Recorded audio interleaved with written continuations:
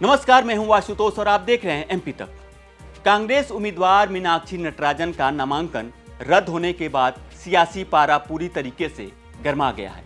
इस मामले में सुप्रीम कोर्ट का भी फैसला आ चुका है। सुप्रीम कोर्ट ने मीनाक्षी नटराजन की याचिका को सीधे सीधे खारिज कर दिया है और कहा है कि इस मामले में वे दखल नहीं दे सकते।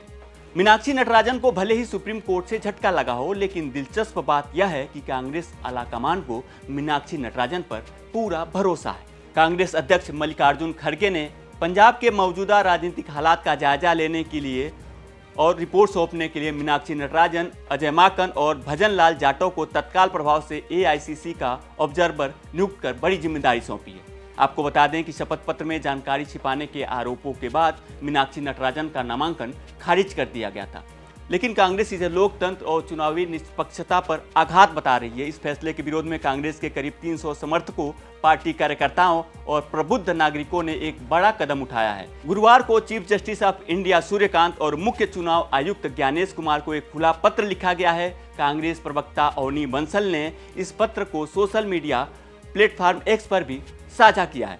इस खुले पत्र में नटराजन के नामांकन को खारिज किए जाने पर गहरी चिंता जताई गई है।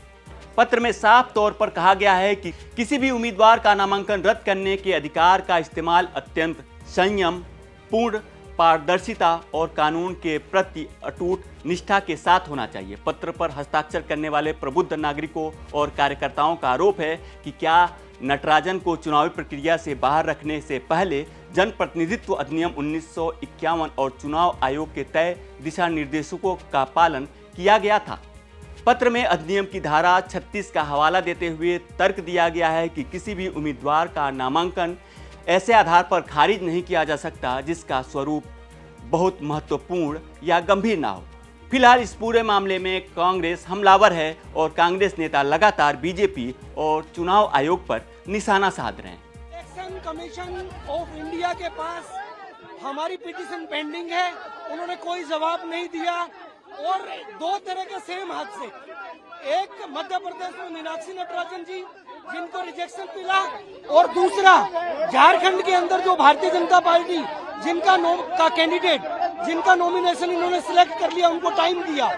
एक देश के अंदर दो तरह के कानून, आज हम सबको सोचना पड़ेगा। कमीशन सुनवाई नहीं कर रहा, इस देश का चुनाव लड़ने वाला प्रत्याशी वोटर कहाँ जाए, किसके पास सुनवाई लेके जाए। उधर उन्होंने रिजल्ट घोषित कर दिया, उनको पता है प्रत्याशी कोर्ट में कोशिश कर रहे हैं, चुनाव आयोग के पास जा रहे हैं। चुनाव आयोग रिप्लाई तक नहीं कर रहा। उसकी जिम्मेदारी बनती है कि रिप्लाई तो करे। जब उसके पास एक एप्लीकेशन गई है, अगर वो रिजेक्ट करे तो रिजेक्ट करे, कोई देश नहीं बता रहा। फिलहाल इस मामले में सुप्रीम कोर्ट से भी मीनाक्षी नटराजन को राहत नहीं मिली है। हालांकि सुप्रीम कोर्ट ने हाईकोर्ट जाने की नसीहत दी है और कहा है कि मीनाक्षी नटराजन हाईकोर्ट में इलेक्शन पिटीशन दायर कर सकती हैं, लेकिन ये सब होगा चुनावी प्रक्रिया खत्म होने के बाद। अब देखना ये होगा कि कांग्रेस क्या हाईकोर्ट जाती है या फिर बस उनकी बातें सड़कों पर ही रह जाती है। तो कैसी लगी खबर आपको कमेंट में हमें जरूर बताएं और मध्य प्रदेश से जुड़ी तमाम बड़ी खबरें देखने के लिए देखते रहें एमपी तक।